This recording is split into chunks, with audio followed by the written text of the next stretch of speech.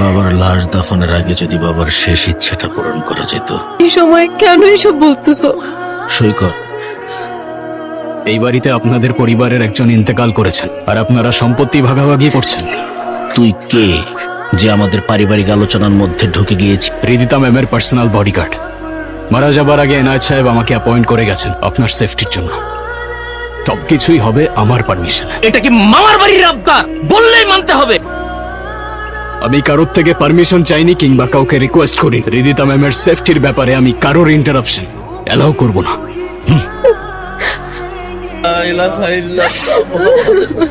একটু খেয়ে নিন। খাবার এসব নিয়ে যাও। আপনার শরীর না টিকলে আমার কন্ট্যাক্ট ব্রিচ হবে। আপনি কি মানুষের সাথে এভাবেই কথা বলেন? মা, তুমি যেভাবে ভাবছো ওইভাবে কিচ্ছু হবে না। এই মেয়ে সাইন করবে না। যা করার আপোষে করতে হবে, জোর জবস্তি করে কিচ্ছু করা যাবে না। আমার যা চাওয়া পাওয়ার জন্য আমি সবকিছু করতে পারি। সব কোত্থেকে যে এক বডিগার্ড হারামজাদা এসেছে। আইরিন খালাম্মার সাগর ভাইজান কিন্তু শান্ত হইয়া বইয়া নাই। ফোন দিয়ে আসতেছে আপনার এই বাড়িতে বাইকরণের লাইগা। স্যার। হ্যালো খালেদ, ওদিকে সব ঠিক আছে তো? জি স্যার। তুমি থাকতে ওর যেন কোনো অসুবিধা না হয়। আপনি নিশ্চিন্তে থাকুন। বাবা চলে যাওয়ার পর বাগানটা কেমন ফ্যাকাশ হয়ে গেছে, তাই না? তবে বাগানের মালিক না থাকলে দ্রুত আগাছা জন্মায়। আপনার চারপাশটাও এখন আগাছায় ভরা। আপনার এসব কথাবার্তা না আমি ঠিক বুঝতে পারি না। এই পৃথিবীতে একমাত্র বাবাই আমাকে সব থেকে বেশি ভালোবাসতো। মা মারা যাওয়ার পর কোনোদিন মার অভাব বুঝতে দেয়নি। কালকে যাকে দেখলাম উনি? মা মারা যাওয়ার পর বাবা ওনাকে বিয়ে করেন। সে আপনার বাবার লাশের সামনে সম্পত্তির হিসাব কষতে পারে।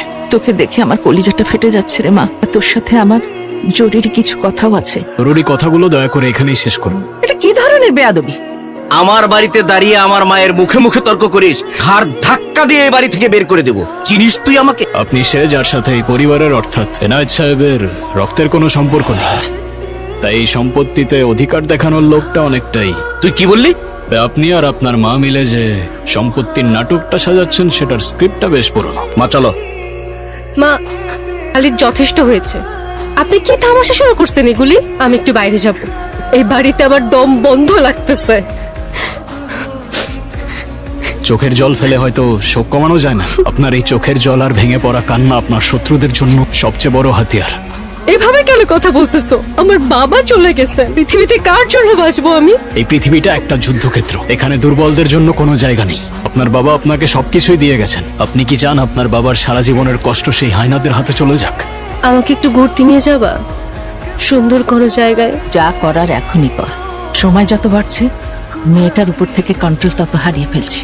এই সব কিছুর জন্যই তো আমি ওই লোকটাকে এত বছর বাবা ডেকেছি। কিন্তু কে জানতো ওই মেয়ের নামে সবকিছু কুড়িয়ে রেখেছে। সমস্যা কোথায়? যদি সেই মেয়েটাই এই পৃথিবীতে বেঁচে না থাকে, দুটো ঝামেলাকেই একসাথে শেষ করে দেবো আজকে।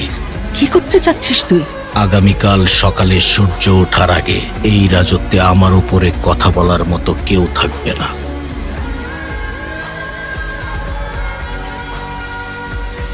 ম্যাম, ম্যাম, কি হয়েছে খালিদ? আমাদের এখন এখান থেকে চলে যেতে হবে। তোমার হাতে গান কেন? ম্যাম, এত কথার উত্তর দেওয়ার মতো সময় নেই এখন। প্লিজ তাড়াতাড়ি আসুন।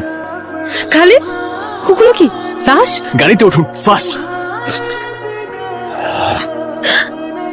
ওই লোককে গুলি কেন করছো? ওরা অ্যাটাক করতে আসছিল আপনার উপর, মেরে ফেলতে আসছিল আপনাকে। আমাকে? আপনার ভাই ওদেরকে পাঠিয়েছিল। ভাইয়া? ও তো আমার আপন ভাইয়ের মতো। সম্পর্কটা ততক্ষণই ছিল যতক্ষণ আপনার বাবা বেঁচে ছিলেন। কোথায় যাব আমি? আমার তো আপন বলতে আর কেউ নেই। যতক্ষণ আমি আপনার সাথে আছি ভয় পাবেন না। চলুন। মা, কোথায় তুমি? ঠিক আছিস তো বাবা? মা, উনি রিদিতা। ও, গতকাল রাতে ওনার বাড়িতে ওনার উপরে অ্যাটাক হয়। অসুবিধা নেই, তুমি আমাদের সাথে থাকতে পারো। এসো, তোমার ঘরটা দেখিয়ে দিচ্ছি। ঠিক আছে। কই এসো। আমার নিজের আপন মানুষরা আমাকে মেরে ফেলতে চায়, আর তুমি নিজের জীবন বাজি রেখে আমাকে বাঁচাচ্ছ। কেন করছো এসব? এটা আমার প্রফেশন। আপনার নিরাপত্তার জন্য আমি পেমেন্ট নিয়েছি। ওর কথা কিছু মন খারাপ করো না। আমার ছেলেটা ভিতরটা দেখতে যেমন না, বাইরে তেমন না। একটা পরিস্থিতি মানুষকে অনেকখানি বদলে দেয়। মানে? আমার খালেদ ছিল একজন ইন্টেলিজেন্স অফিসার।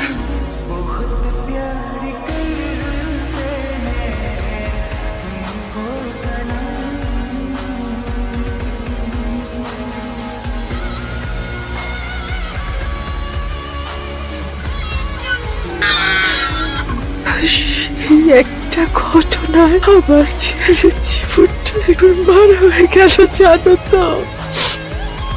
কারো নিজের ভাই কারোর সাথে এরকম করতে পারে? আমিও বিশ্বাস করতে পারছি না রে। কি করছো তুমি? কত করে এটা? ছেলেটা আর যাই হোক যেভাবে তোকে প্রোটেক্ট করছে আমার মনে হয় না এটা শুধু ডিউটির মধ্যে সীমাবদ্ধ। কারো প্রতি কারো মায়া না থাকলে কেউ নিজের জীবন বাজি রেখে কাউকে এইভাবে বাঁচায়? নাও, এটা তোমার জন্য। কেন ফোন দিয়েছো আমাকে? কি চাও তুমি? আমার মনে হয় কি বাবার কোনো পুরনো শত্রু ছিল হয়তো। আমি মনে হয় খুব ভালোভাবে বুঝতে পারছি আসল শত্রু কারা। চলে আয় না। ঠিক আছে, আমি আসতেছি। বস। যেটা বলতে ডাকছো সেটা বলো। কেন শুধু শুধু ঝামেলা করছিস? এখানে একটা সিগনেচার দিয়ে তুই বাইরে চলে যা, ঝামেলা করিস না। আমি সাইন করব না। সাইন করবি না মানে? তুই ভালোই সাইন না করলে কিভাবে করাতে হয় সেটা আমার ভালোই জানা আছে। তখন কি করবি? আর এক পাও সামনে না। কত টাকা দিয়েছে তোকে? দ্বিগুণ দিব। সরে যা এখান থেকে। তুই হয়তো টাকা দিয়ে দুনিয়ার সবকিছু কিনতে পারবি, কিন্তু বিশ্বস্ততা না। আগুন নিয়ে খেলা করলে ধ্বংস অনিবার্য। আপনার বাবার অটোপসি রিপোর্ট আমাদের হাতে এসেছে। হার্ট অ্যাটাক নয়, বরং স্লো পয়জনিং ইন্ডিকেট করা হয়েছে। হ্যালো রিদিতা, এখনই তো রেস্টুরেন্টের সামনে চলে আয়। তোর বাবার মৃত্যুর ব্যাপারে আমি অনেক বড় একটা ইনফরমেশন পেয়েছি। তুই কোথায়? আমি হ্যালো? দিদি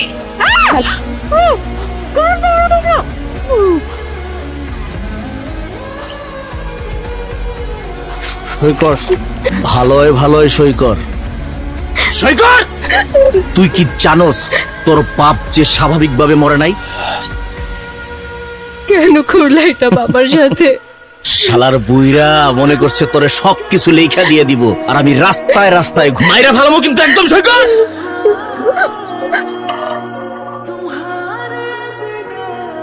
আয়সা পড়ছস না?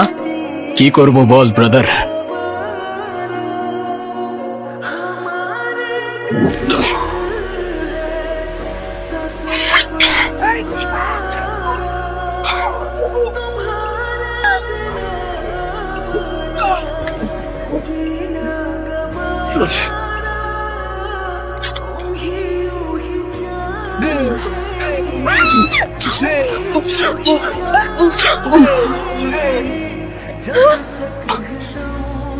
বলেছিলাম আমি, আগুন নিয়ে খেলা করলে ধ্বংস অনিবার্য।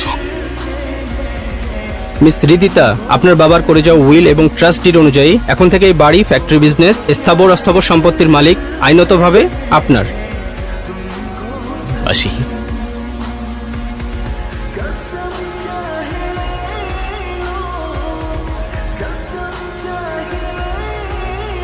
খালিদ দাঁড়াও। জি ম্যাম। তোমার সাথে আমার কথা আছে। বলুন ম্যাম। আমি তোমাকে ভালোবেসে ফেলেছি। আপনার সেফটির জন্য আমি সবসময় আছি না, কিন্তু আমার জীবনে দ্বিতীয় আর কোনো ভালোবাসার জায়গা নেই। আসি ম্যাম, ভালো থাকবেন।